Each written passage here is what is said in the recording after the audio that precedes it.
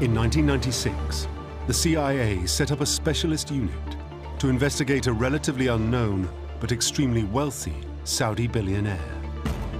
His name is Osama bin Laden. The agency set up Alex Station really to get a handle on bin Laden. Was he a threat, or was he just a Saudi Islamic ne'er-do-well?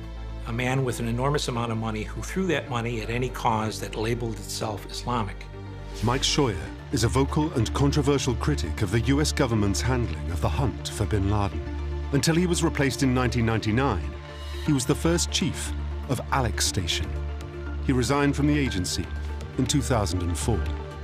I was going to be the deputy, but they couldn't find a veteran operations officer who wanted to take a chance on his career by signing up for something that was new. They didn't think it was sexy enough. So by default, I became the chief, which was the prize of my life, as it turned out. Most of the agency is gathering information on state-backed terrorist organizations like Hezbollah. But Scheuer is worried about the growing threat of international Islamic extremism and suspects bin Laden is using his wealth to build his own terrorist network, Al-Qaeda. Scheuer's fears are shared by operations officer Jennifer Matthews. Jennifer Matthews came highly recommended, and my first impression of her was she was hard as nails. She was very smart, and she spoke her mind. She arrived at a time when there were a number of other young women who had also just arrived, and she bonded with them. And one of the people she became really close with was another analyst who was known to have auburn or red hair. Jennifer's colleague is still at the CIA, so her identity remains classified. Journalists refer to her simply as the Redhead.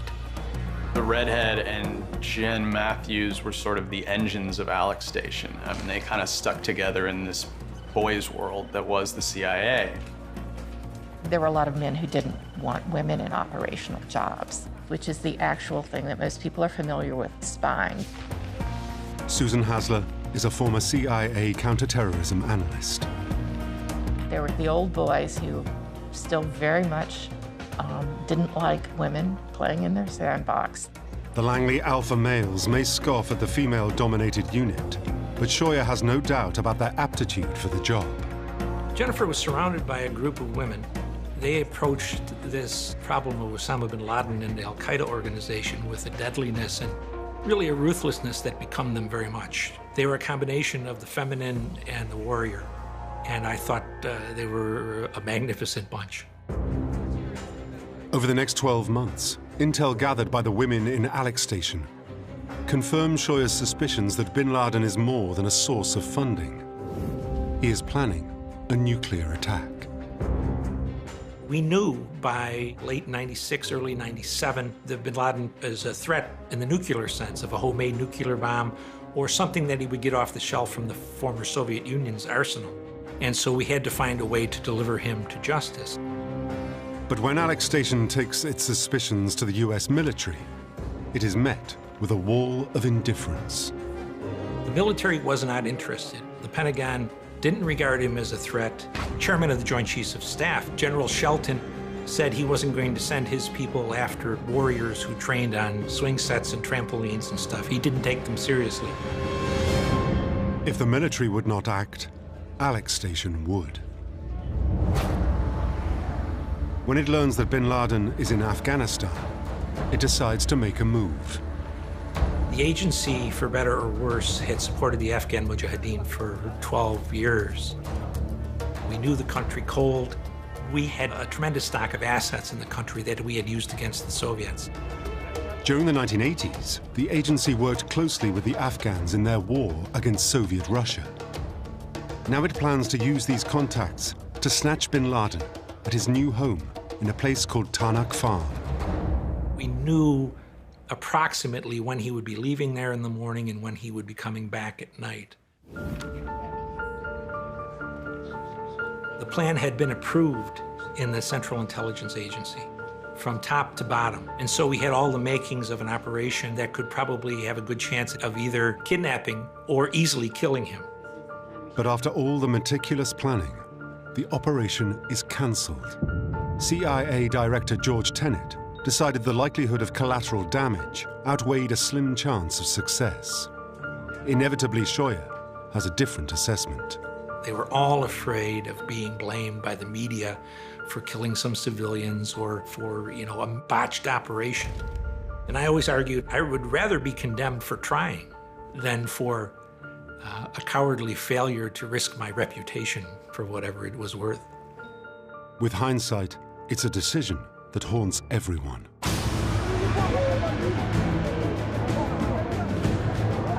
August 1998, bin Laden strikes for the first time at American targets. Almost simultaneously, the American embassies in Nairobi, Kenya, and Dar es Salaam, Tanzania, are attacked by suicide bombers. With over 200 people killed, it's the most devastating terrorist attack against the United States in over a decade. There was enormous frustration in Alex Station because they felt if they had been allowed to carry out that plan, that would have never happened. With Alex Station still reeling, George Tenet, the man who cancelled the operation to kidnap bin Laden, visits Shoya and his team.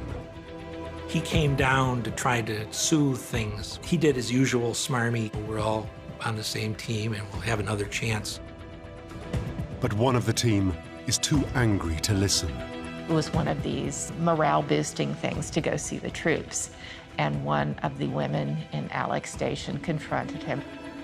She very clearly said to him that because you didn't have the courage to defend this country, you're going to kill people in this country because this is a train coming at you. It was a reckless confrontation. That's risking career suicide right there. I mean, that just doesn't happen. But it did. She was a lion talking to an ass when she was talking to Tenet. Alex Station's voice is finally heard. President Clinton agrees to a cruise missile strike on a training camp where bin Laden is believed to be located. But by the time it is authorized and readied, bin Laden has moved on. Alex Station doesn't give up. It tracks bin Laden through the warrens of Kandahar. But without a guarantee of success, the president is not prepared to endanger innocent lives. The third week of May in 1999, we knew where bin Laden was sleeping in Kandahar City, 5 different places on 5 different nights. And the president decided not to do it because some civilians might get killed. A less risky opportunity arises when bin Laden is entertaining a prince from the United Arab Emirates at a desert hunting camp. This time his guest was too important to the arms industry. He was there most every day for 6 weeks, and they decided not to do it because they didn't want to kill any princes, because the prince's father was about to buy $80+ billion of the F-16 fighter plane, the export version. Over the next 10 months, Shoya and his team present several more opportunities to kill or capture bin Laden. But every time, they are frustrated by political and diplomatic considerations. By now, Shoya's blunt determination to catch bin Laden is rubbing too many higher-ups the wrong way. And in June 1999, he is called for a meeting. They called me up to the 7th floor. He said, "You're going to get relieved, but I want you to tell everybody that you're burned out and exhausted, and we'll give you a medal and money and a monetary award." And I basically said, "Stick it in your ass." Shoya may be gone, but his team know the bin Laden threat still remains. The priority now is to stop the next attack. In early 2000, Jennifer and the redhead receive some disturbing intel. The first week of 2000, there was a surveillance operation involving a number of known al-Qaeda people. The CIA discovered that one of those people held a US visa. Could bin Laden be planning an attack in the United States? When Alex Station discovers that an al-Qaeda operative is planning to enter the country, it goes on red alert. It had been getting very tense in that office. Everybody was expecting something big from bin Laden. The al-Qaeda operative hoping to enter America is called Khalid al-Midhar, and the signs are that he's coming soon. Not only did he hold the U.S. visa, but it was set to expire in April. So if he was going to use it, he was going to need to use it within 3 months. But something goes terribly wrong. Khalid al-Midhar will enter the US and take part in an operation that will rewrite history.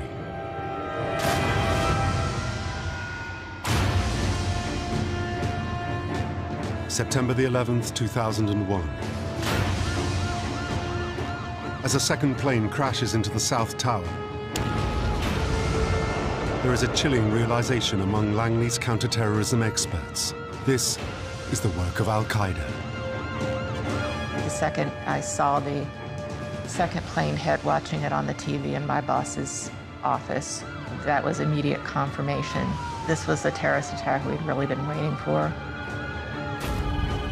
The initial impact for someone like Jennifer must have been a physical sense of, oh my God, almost a physical sense of illness, I would think. There was a lot of soul searching on her part, wondering if she could have done more, wondering if her team could have done more to stop this horrific event from happening. When Jennifer gets a passenger log, she spots a name that makes her blood run cold. A fax came over with the list of people who were on the planes that had crashed that day. And among those were the names of people that they should have had an immediate recollection about. One of the hijackers is Khalid al-Midhar, the Al-Qaeda suspect who had come to Jennifer's attention 18 months earlier. Somehow, a man on their watch list was able to enter the United States, attend flight school, and carry out his deadly mission. One of the tantalizing things to try to put your head around is whether that one little thread, one little fragment of information could have led to the unraveling of this entire plot. Something has gone dreadfully wrong, but Alex Station's former chief is convinced Jennifer and her colleagues have done everything they could. In terms of Jennifer and the other women, I can't see any reason at all why any of them should have felt any guilt about what happened on 9/11. They had given the government the tools to prevent that. Jennifer knows there will be an inquiry as to why this crucial lead was not followed up. But for now, she is focused on making sure it doesn't happen again.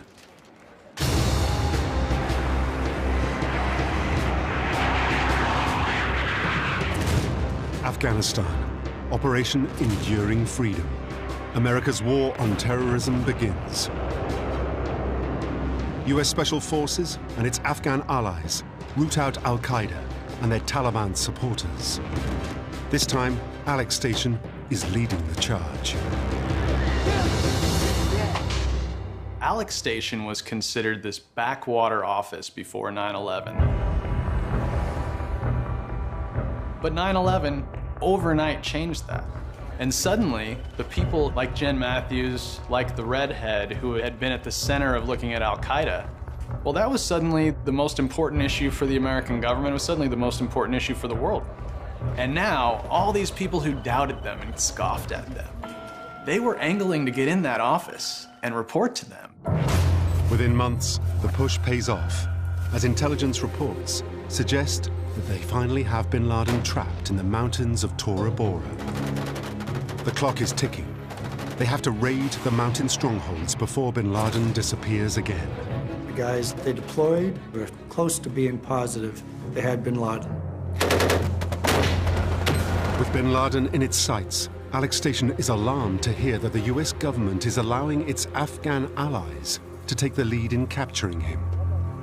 It's a decision some still think was ill-advised. One of the great problems for the United States Intelligence Service is our politicians continually ask foreigners to do things to hurt their own country.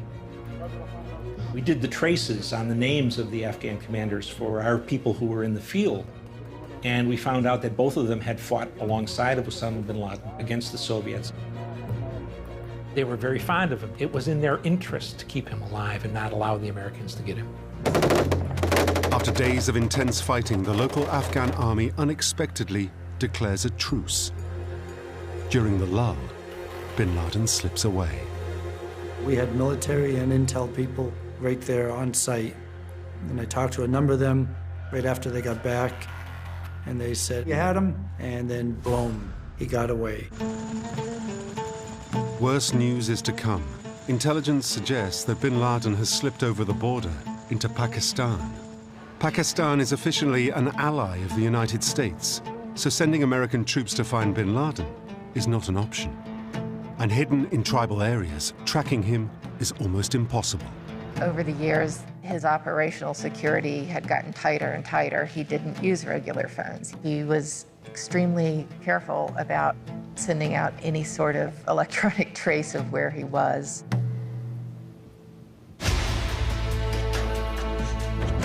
Back in Langley, they get a break. Acting on intelligence, Pakistani special forces capture a man Jennifer has been targeting for almost 2 years. His name is Abu Zubaydah. There was a real conviction in the CIA and the counterterrorism division that this was a key operative. This was somebody who knew all the secrets. He'd been kind of a travel agent within Al-Qaeda, assigning people to missions and to training camps. To have an individual like that in a holding cell was a supremely important moment. Under interrogation by FBI agents, Jennifer's target reveals some crucial information. You gotta remember, this is the first year after 9/11, and the US government still doesn't know exactly who the mastermind is that was sort of organizing the whole thing. And an FBI agent gets Zubaydah to tell him that that person is a man known as Khalid Sheikh Mohammed. First time the government knows who the mastermind is.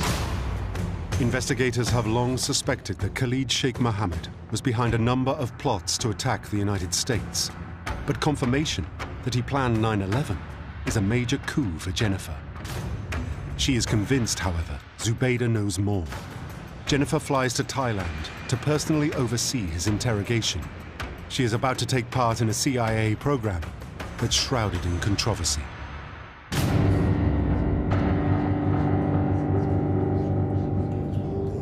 They knew he had a lot of information that we needed.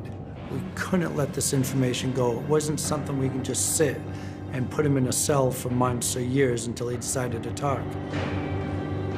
For Jen Matthews, the discovery of Abu Zubaydah and his capture and his move to one of their secret prisons, this was the first opportunity to implement the enhanced interrogation techniques that they'd been developing over the past couple months. This was their chance to find out, is it effective? Does it work? And Abu Zubaydah was going to be the first test case. The most notorious of these so-called enhanced interrogation techniques is waterboarding. With debate raging in both the UN and the US over the legality of the technique, its use is highly contentious. The only thing that they were sure of, all of them at the beginning of the interrogation process, was that the politicians would sell them out. And what they did was they all took out personal liability insurance because they know they wouldn't be able to afford lawyers to defend them once the politicians came after them. For Jennifer, it's a risk worth taking. But the office-bound operative is about to be confronted with the brutal reality of the war on terror. You can just imagine the psychological toll from that. For particularly someone like Jennifer, who, despite her total immersion in the world of counterterrorism, had essentially worked on a desk for most of her career. And here she was, not just on the front line, but in some black site prison, attending to the interrogation of a man who's being tortured. I often think about what was that like to come back from the secret prison, fly into DC, and return to her home, where she had a child, where she had a loving husband, where she may have had a white picket fence for all I know, out in the suburbs, and just continue, you know, her life.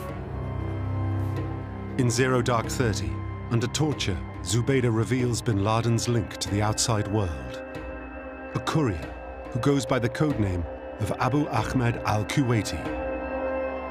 Al-Qaeda is a definite mix of cutting-edge technology and medieval communications. Couriers were always used for the most sensitive things. There's no flash drive, there's no paper, there's no nothing.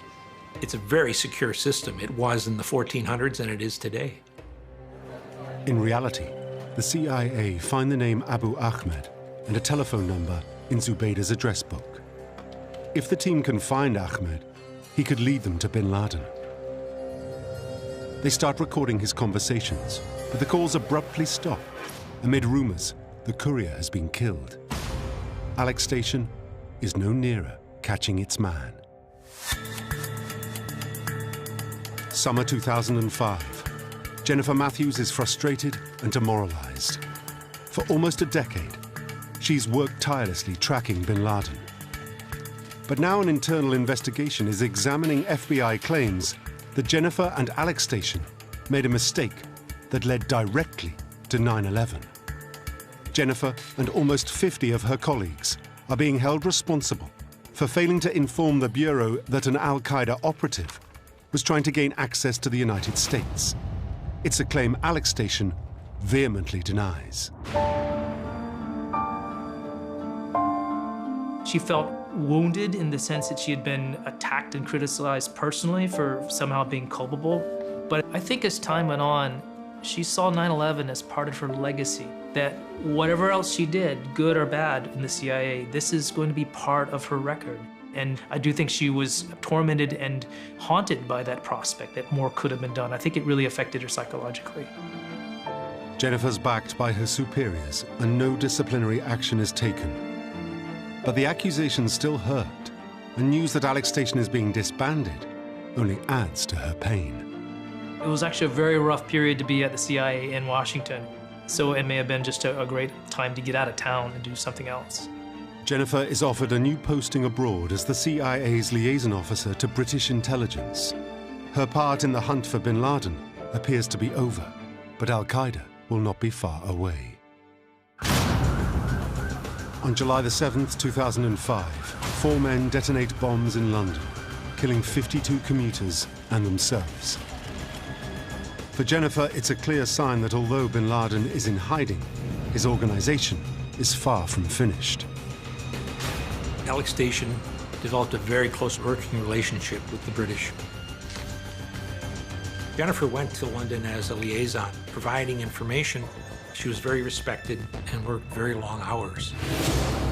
In August 2006, with Jennifer's help, British security services uncover an al-Qaeda plot that would have dwarfed 9/11.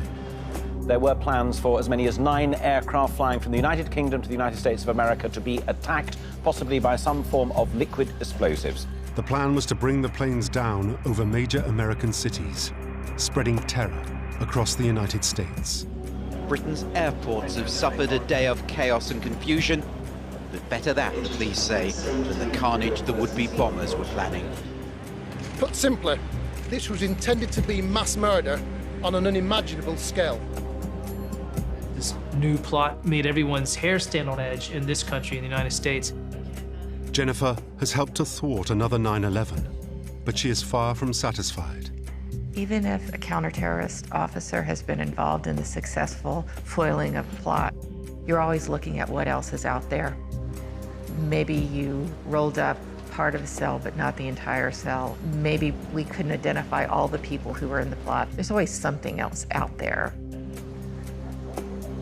Jennifer now takes the fight against al-Qaeda into its own backyard. She takes a posting as base chief in eastern Afghanistan. Back in Langley, there is excitement. For the first time ever, the CIA has a potential double agent inside bin Laden's inner circle. And he has even sent a video. You have to put yourself in the context of what these people were thinking about at the time. The trail of Osama bin Laden has been cold for 7 years. There's been no sightings, no confirmed information about even where he is. To suddenly have, in 2009, video evidence from an agent inside al-Qaeda's operation, that was incredibly exciting. The new Obama administration has made finding bin Laden a priority. Now, a Jordanian doctor called Balawi tells his handlers that he has been asked to treat bin Laden's second-in-command, Ayman al-Zawahiri. It's almost too good to be true. We had never been able to get somebody inside bin Laden's inner circle. So the idea that this would have raised a good deal of interest within those who were searching for bin Laden is an understatement. The double agent was recently recruited by Jordanian intelligence, and he's agreed to meet with the CIA. This crucial first briefing will be at Camp Chapman in Khost, Afghanistan, and Jennifer, the new base chief, will be in charge. December 30th, 2009. Jennifer is about to meet the new informant. In both the movie Zero Dark 30 and in real life, it is a pivotal moment. Finally, here's the day when everything's supposed to happen. Jennifer is sort of the MC. She's coordinating everything, making sure that everything works. And it's all culminating on a single afternoon. But Balawi doesn't show. There are nagging doubts about the sincerity of his offer to cooperate. According to the CIA playbook, confirmed jihadists rarely flip. Seasoned case officers will talk about people who are likely to be informants. They're essentially thugs or they're criminals, and they tend to play both sides or looking for opportunities. The other category are people who are the true believers, the ideologues, the ones who have drank the Kool-Aid, as we say, were absolutely devoted to the cause. You almost never flip them. And if you look at Balawi's writings and see the things he's talked about, and about his willingness to be a martyr, his willingness to see bloodshed, including his own, that should have raised a lot of flags. In addition, Balawi has been insisting that he is not searched before entering the base. He fears Taliban spies might spot him and blow his cover. You have an unknown former jihadi coming through your gate, and you're told not to search them? That would not fly. Every vehicle that comes up to that gate, every person, woman, child that walks up to that gate is a potential threat. For days, Jennifer has been wrestling with her conscience. She's under pressure to make sure nothing spooks Balawi. One false move and Jennifer could lose their only chance of catching America's enemy number one. This is a kind of a dual trust thing. You have to demonstrate you trust the Jordanian service for bringing you this asset, and headquarters says he's given us information that has been verified. She gets good news. Balawi tells his Jordanian handler that he'd merely been delayed by an accident and is on his way. But again, he asks to be treated like a friend and not be searched. Jennifer has to make a crucial decision. Think about the pressure that Jennifer Matthews would have felt at this moment. She's being torn in a million different directions. There's an opportunity that's right there in front of her, and there's a worry that if we don't seize it, we may lose it forever. And so the pressure on her must have been excruciating at the time. Jennifer makes the call. The car is allowed to drive directly into the heart of the base. You can just imagine the tension of this moment. This could be the biggest breakthrough in the hunt for bin Laden for years. And the star is about to arrive.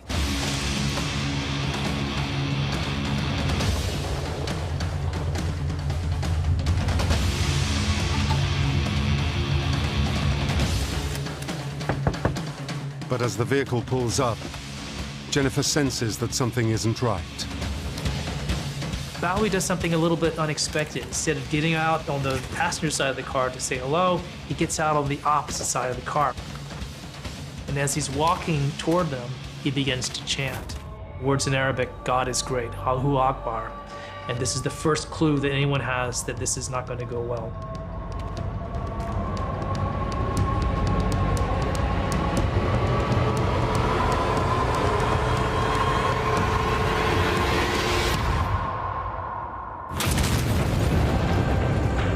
Flash of light, Jennifer and 8 of her colleagues are killed.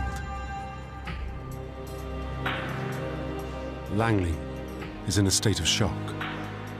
But once again, Jennifer's actions are called into question. When Jennifer was killed in Afghanistan, there were any number of old-time agency people that said, well, a woman should never have been there, she didn't have enough training, and on and on and on. Yes, you look at what went wrong, you look where procedures failed, but don't turn her into someone who was an incompetent because she had a stellar career up to that point. She died in the service of her country, and she should be respected for that. I tend to look at Jennifer in a sympathetic light because she was asked to do an impossible job. She was being asked to make determinations about an informant she'd never met and really didn't have very much information about. And so what was asked of her, I think, would be impossible for almost anyone. The Balawi attack is beyond embarrassing for the CIA. Bin Laden has shown that even on the run, his agents can reach into the heart of CIA operations and eradicate one of his most dedicated opponents. After the attack took place, there was a lot of anguish within CIA because it seems everybody knew someone who was there. At the same time, there was a sense of renewed conviction, renewed determination to try to carry out the ultimate mission, which was finding Osama bin Laden. They returned to one of Jennifer's leads, the Courier, codenamed Abu Ahmed al-Kuwaiti. Jennifer and her colleagues essentially threw out a wide net during their careers, picking up bits of information from across the spectrum and from many different countries that could be breakthroughs. For years, the Kuwaiti's real identity has remained a mystery, and many suspect that he is no longer alive. Now a tip-off from a foreign agency reveals Abu Ahmed's real name is Ibrahim Saeed Ahmed. The CIA start to monitor his associates, and in the summer of 2009, it intercepts a call. لقد اشتقنا إليك. أين كنت؟ كنت مع نفس الأشخاص فيما سبق. الله يسهل. Voice recognition confirms the courier isn't dead. He's alive, and he's using a different number. That phone number was a very big break because that led to monitoring of communications, and eventually the courier's voice was discovered. The CIA geolocates the calls to Peshawar in northern Pakistan. Electronic surveillance reveals that Ahmed regularly removes the battery from his phone to conceal his movements. It's classic tradecraft, and enough to greenlight a local CIA team to find and follow the suspected courier on the ground. But where he leads them is completely unexpected. It's late April 2011. Members of Special Elite Operations Unit SEAL Team 6 are preparing for the most important and risky mission of their lives. There are many units in the United States that could have conducted the raid against UBL. When SEAL Team 6 got the mission, they were very, very excited. But in their minds, well, we'll see if it's really him. There's so many times we've gone in and it's been a dry hole, it's been a dead end. The SEALs have good reason to be skeptical. The courier has led them to a mysterious compound, and after months of surveillance, there is still no certainty as to who is actually inside. There was all kinds of effort that went into trying to determine if that really was Osama bin Laden in this house or someone else. And one of the many schemes that was cooked up was to have a Pakistani physician go to the house to try to inoculate the children, maybe even to get some DNA samples. By the people in the house, they just didn't allow access, which made the compound seem even more mysterious. The compound, surrounded by high walls but with no telephone lines, is clearly designed to hide someone, and an unknown CIA analyst is convinced that bin Laden is that person. She's 100% sure that the tall man captured by spy satellites is the Al-Qaeda leader. The team guys going in on the raid are very impressed with this woman. They liked her confidence and her feistiness, who was adamant that it was bin Laden. Even if it is bin Laden, the mission is militarily incredibly dangerous. The compound is nestled in a garrison town, home to an elite army training facility. It would be like if they were going to attack the U.S., and we had a compound next to our West Point, or right next to our big intel or weapons training facility. Not to mention Pakistan's a nuclear country. I mean, there are so many complications with this. It's also potentially a diplomatic nightmare. If bin Laden is in Pakistan, one of America's most important allies in the war against terrorism, then politically, it couldn't be more explosive.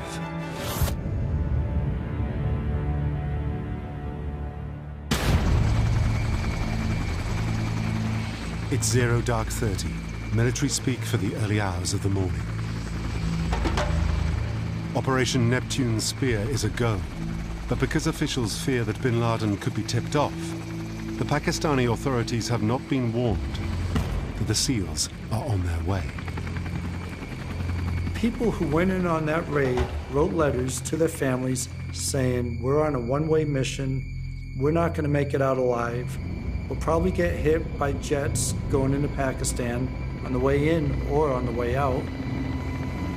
For 45 minutes, the SEAL Black Hawks fly at low level through Pakistani airspace, and so far they have avoided detection. But as they reach the compound, something goes very wrong. One of the helicopters is forced to crash land, and in Washington, there is a sharp intake of breath. They see the helicopter crash down on the wall. They're thinking, now what? What else can go wrong? Because this can go drastically wrong at this point. But incredibly, the crash does not appear to draw any attention from the Pakistani military. With one helicopter down, the SEALs are forced to enter the compound from the ground and breach the walls. Put the charge on the door on the outside, they blast off the charge, and then there was a wall there. There's somebody very, very important in here. A little bit of shooting down below. Rush up the stairs. One of bin Laden's family members looks down, backs off. The #1 man recognized him, called him by his name. He looked back down again, shot him.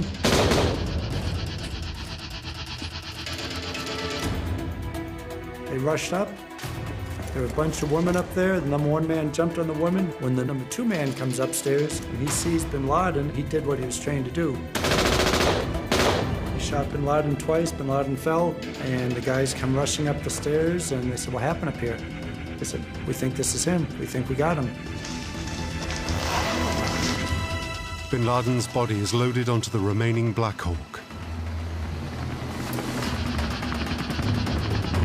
Within a couple of hours, these SEALs carry out the mission flawlessly. Get FBI's #1 terrorist in the world, complete success. And then you start thinking, wow, how did all those things happen? How didn't they get shot down? Why wasn't there any security? Why didn't any guards or armed forces or reaction teams come from the military, the intel? You wonder why that happened. May the 2nd, 2011, President Barack Obama gives the news that so many Americans have been waiting to hear for over a decade. Good evening. Tonight, I can report to the American people and to the world that the United States has conducted an operation that killed Osama bin Laden, the leader of Al-Qaeda, and a terrorist who's responsible for the murder of thousands of innocent men, women, and children. In the weeks that follow, White House spokesmen will describe how they watched a mission they themselves thought had only a 50% chance of succeeding. But inevitably, bin Laden hunters are skeptical that the White House would green-light such a risky mission without more certainty. The U.S. government doesn't take risks. They're not going to risk those special forces if they don't even think he's in there. We gave them lots of chances where we knew where he was, and they wouldn't do it even though they knew he was there. I do get the sense that the guys on the ground thought it was much simpler and less complex than it could have been.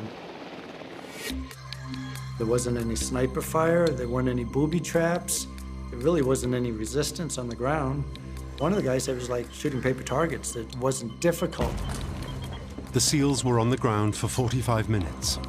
But even though local police were alerted to the helicopter crash, nobody came to investigate until they were long gone. Well, there are many reports of people calling up saying, hey, there's a helicopter just crash landed on that wall next to that big compound. What do we do? And the police to say, don't worry about it, we'll take care of it. Just stand down, don't do anything, we've got it under control.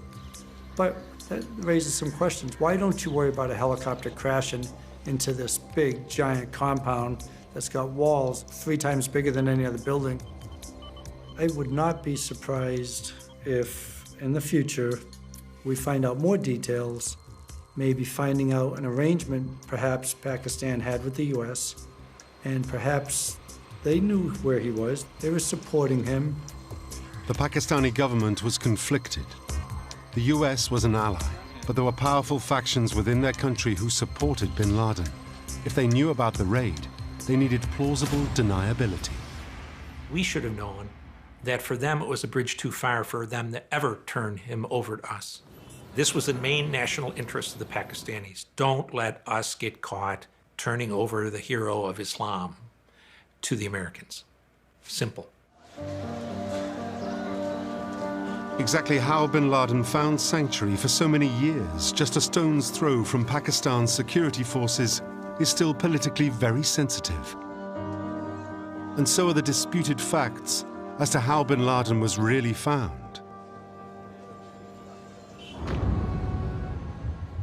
Just 2 days after the killing of Osama bin Laden, the redhead is being questioned by a Senate committee about the CIA's program of rendition and enhanced interrogation. The officer who testified before the committee was arguing that the information from the debriefings of Khalid Sheikh Mohammed and Abu Zubaydah played a key part in helping us find Osama bin Laden.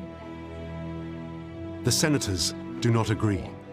They say there is no information in the records of Zubaydah's interrogation that led to the capture of bin Laden. She is accused of misleading the inquiry. I think if I had to pick between a CIA officer testifying and a congressperson questioning, the liar would be on the questioning side, not on the agency side. I'm biased, of course, but I've seen it all too often.